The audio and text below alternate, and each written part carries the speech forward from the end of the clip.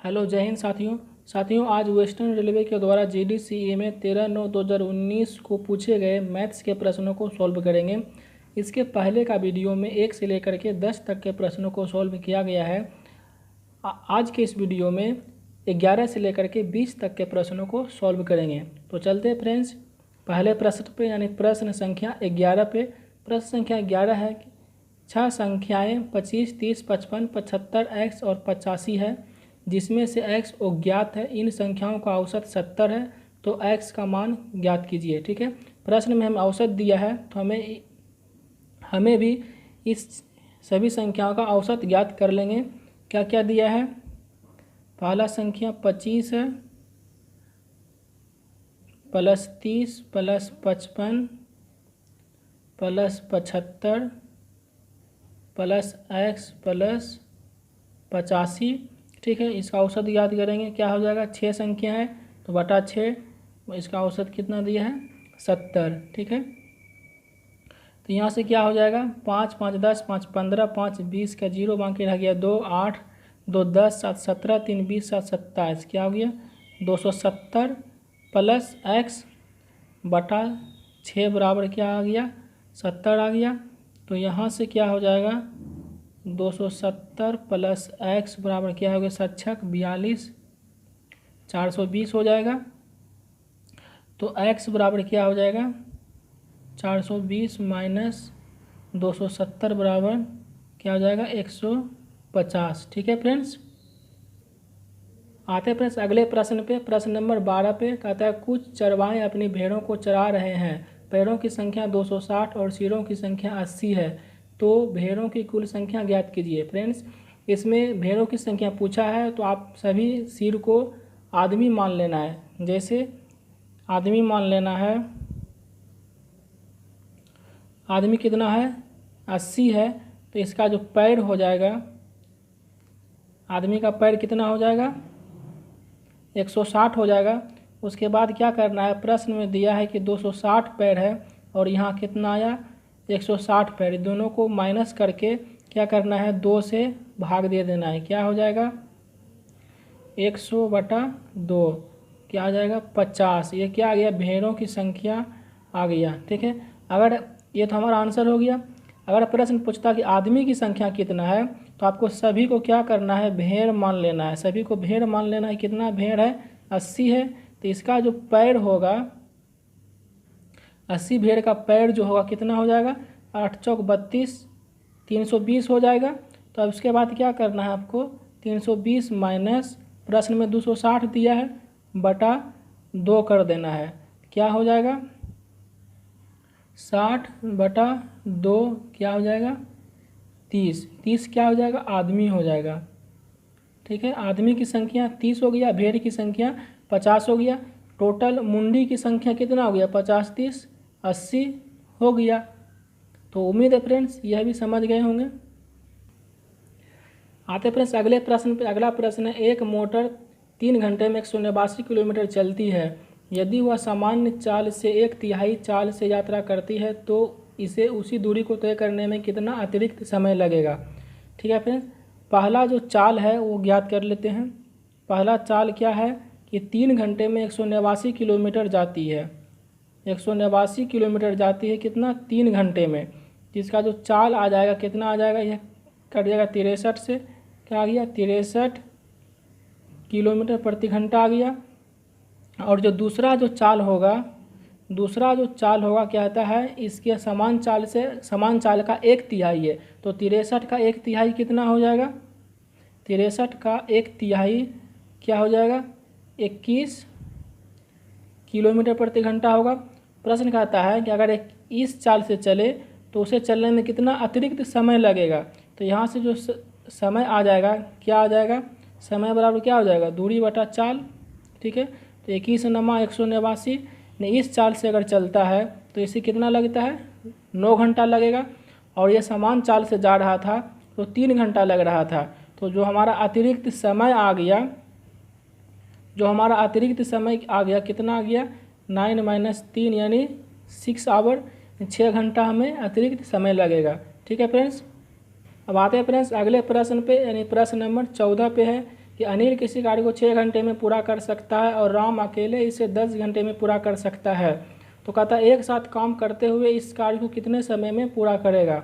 ठीक है, कहता है अनिल जो है इस काम को 6 घंटे में करता है और राम करता है 10 घंटे में। कहता है दोनों मिल के इस काम को कितने समय में करेगा, यानी अनिल प्लस राम अगर दोनों मिल के करेगा तो कितने समय में कर लेगा। तो आपको क्या करना है, सबसे पहले टोटल काम निकालना है। तो टोटल काम निकालने के लिए क्या करेंगे, इस दोनों का एलसीएम निकालेंगे। 10 और 6 का एलसीएम क्या हो जाएगा, इसका एलसीएम 30 हो जाएगा।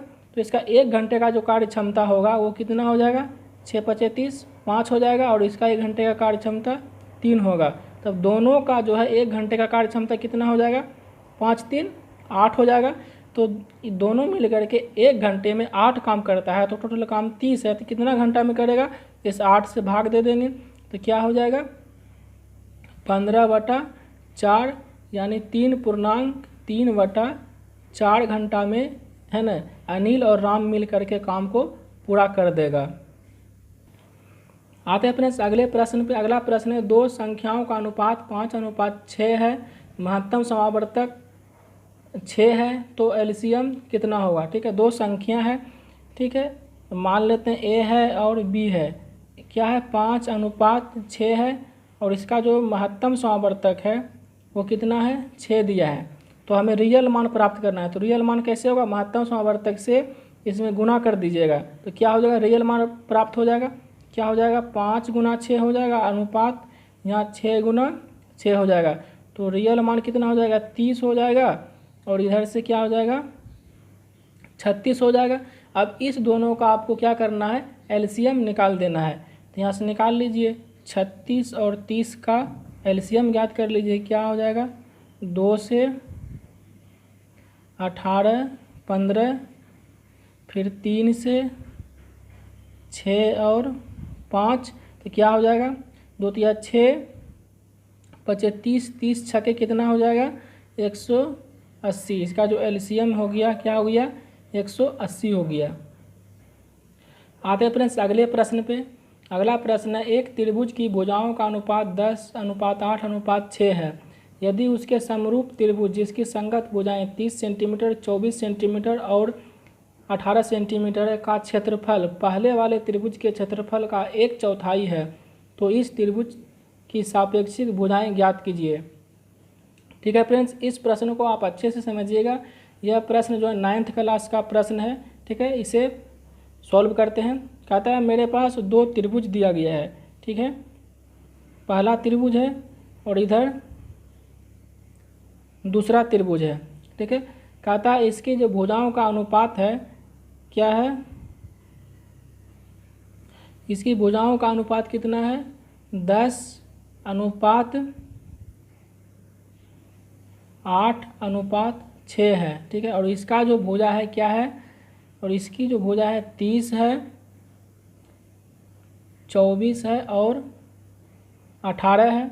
ठीक है, तो इसे अगर भुजा मान, ये अनुपात में दिया है, तो अगर भुजा इसे मान लेंगे तो क्या हो जाएगा, इसको 10x मान लेते हैं, इसे 8x मान लेते हैं, इसे 6x मान लेते हैं, इसे 30y मान लेंगे और इसे 24y मान लेते हैं और इसे 18y मान लेते हैं। ठीक है, अब कहता है कि इस त्रिभुज का जो क्षेत्रफल है, इस त्रिभुज के क्षेत्रफल का 1/4 है। ठीक है, प्रश्न में कहा है, तो इसका जो क्षेत्रफल का जो अनुपात हो जाएगा, क्षेत्रफल हो जाएगा, अगर ये 4a है, ठीक है, अगर ये 4a है तो यह त्रिभुज का जो क्षेत्रफल होगा इसका क्या हो जाएगा, a होगा।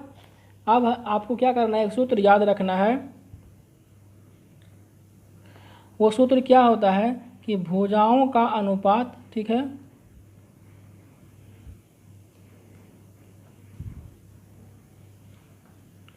भुजा का अनुपात का स्क्वायर बराबर क्या हो जाता है, क्षेत्रफल। ठीक है, इस फार्मूला से इसकी भुजा ज्ञात हो जाएगा। जैसे भुजा का अनुपात का स्क्वायर करना है, जैसे ये भुजा लेंगे तो इधर से इस भुजा को लेना है, इसको लेना है तो इधर से इस भुजा को लेंगे, अगर ये लेंगे तो इधर से इसको लेंगे। तो हमें 10x और 30y मान करके बनाते हैं। ठीक है, तो भुजा का अनुपात क्या हो जाएगा, 10x बटा इधर क्या हो जाएगा 30y। ठीक है, इसका स्क्वायर कर देंगे बराबर क्षेत्रफल। तो 10x वाले जो त्रिभुज है इसका क्षेत्रफल क्या है, 4a है।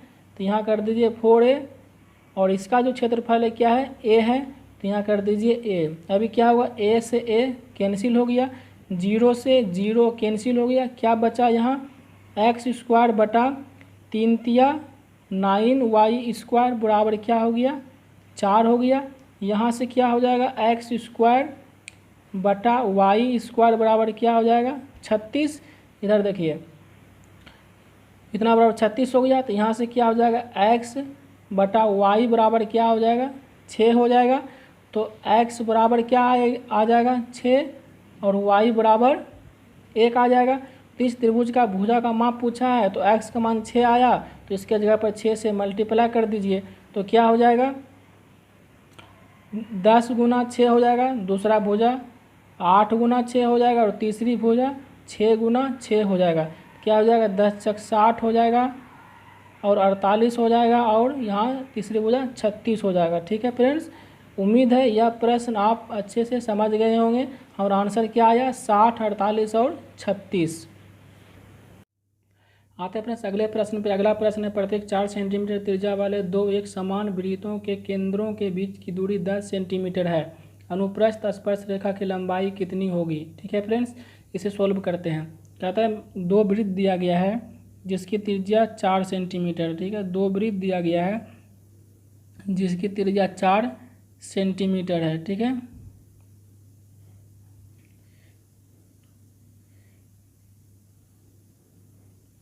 इसकी भी त्रिज्या क्या है, 4 सेंटीमीटर, और इसके केंद्र के बीच के जो दूरी दिया है वह 10 सेंटीमीटर है।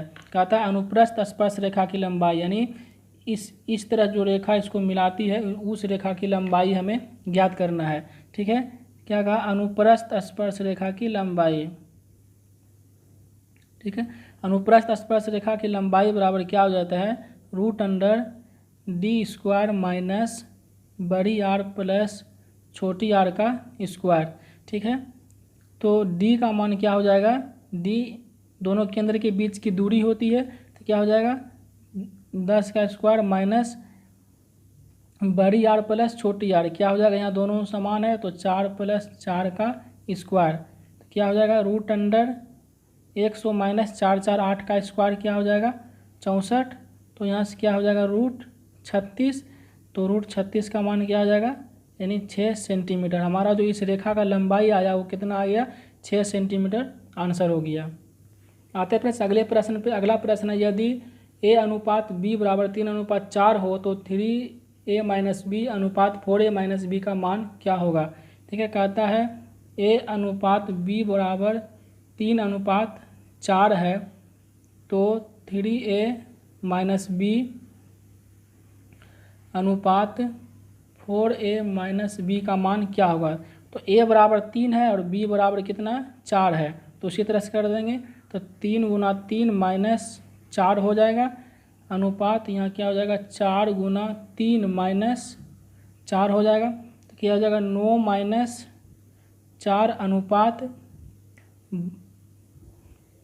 12 - 4 क्या हो जाएगा 5 अनुपात 12 में 4 घट गया 8, क्या हो जाएगा 5:8 हमारा आंसर हो गया। आते फ्रेंड्स अगले प्रश्न पे। अगला प्रश्न है कि 15 सेंटीमीटर 20 सेंटीमीटर और 25 सेंटीमीटर भुजाओं वाले त्रिभुज के परिवृत्त की त्रिज्या की लंबाई ज्ञात कीजिए। ठीक है फ्रेंड्स, तो इसमें क्या दिया, परिवृत्त की त्रिज्या। तो ठीक है, जब परिवृत्त की त्रिज्या ज्ञात करना रहे,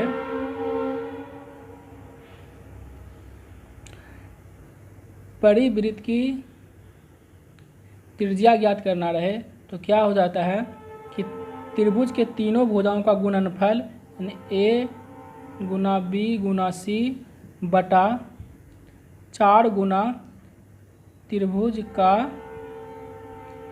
क्षेत्रफल। ठीक है, तो त्रिभुज का जो भुजा दिया गया है वो कितना दिया है, 15 है, 20 है और 25 है। तो इसे बना लेंगे, क्या हो जाएगा 15 × 20 × 25 हो जाएगा बटा 4 गुना त्रिभुज का क्षेत्रफल। तो फ्रेंड्स यहाँ देखिए कि ये 15, 20, 25 ये क्या है, आपस में ट्रिपलेट है। आपस में क्या है, ये ट्रिपलेट है। ट्रिपलेट जैसे हो गया तो इससे हमें क्या पता चलता है, यह त्रिभुज जो है समकोण त्रिभुज है। यह जो त्रिभुज कौन सा है? समकोण त्रिभुज है। ठीक है, 15, 20 और 25 यह त्रिभुज क्या है? समकोण त्रिभुज है। तो समकोण त्रिभुज का क्षेत्रफल क्या होता है? 1/2 गुना आधार गुना ऊंचाई, क्या हो जाएगा? 15 गुना 20 हो जाएगा। तो 2 से कट गया यह 2 बार में, 20 से 20 कैंसिल हो गया, 15 से 15 कैंसिल हो गया, क्या हो गया यहाँ पर? 25/2, यानी इसका जो त्रिज्या आ गया वो कितना आ गया? 12.5 सेंटीमीटर। किसका? परिवृत्त। परिवृत्त किसको कहते हैं? जो त्रिभुज के बाहर बाहर रहता है। ठीक है, त्रिभुज से सटा हुआ रहेगा, यहाँ सट के बना नहीं मेरे से, क्या इस त्रिभुज है? परिवृत्त बोला तो इस तरह से रहेगा। ठीक है, आता है प्रश्न अगले प्रश्न पे, यानी प्रश्न नंबर 20, जो कि आज का लास्ट प्रश्न है। कहता है 5% वार्षिक ब्याज की दर पर 10 वर्ष के लिए 1800 रुपये का निवेश किया गया, अवधि के अंत में कुल राशि कितनी हो जाएगी? ठीक है, कि क्या दिया है? टाइम दिया है 10 वर्ष और रेट दिया है 5%। तो ऐसा इक्वल टू क्या हो जाता है? RT प्रतिशत, क्या हो जाएगा? 10 गुना 5 यानी 50%। मूलधन कितना दिया है? 1800 रुपया। तो 1800 का जो 50% होगा, यानी SI जो हो जाएगा, कितना हो जाएगा? 1800 का 50% यानी आधा, क्या हो जाएगा? 900 रुपया हो जाएगा। तो पूछता है टोटल अमाउंट क्या होगा? तो अमाउंट बराबर क्या होगा? मूलधन प्लस ब्याज। तो मूलधन कितना है?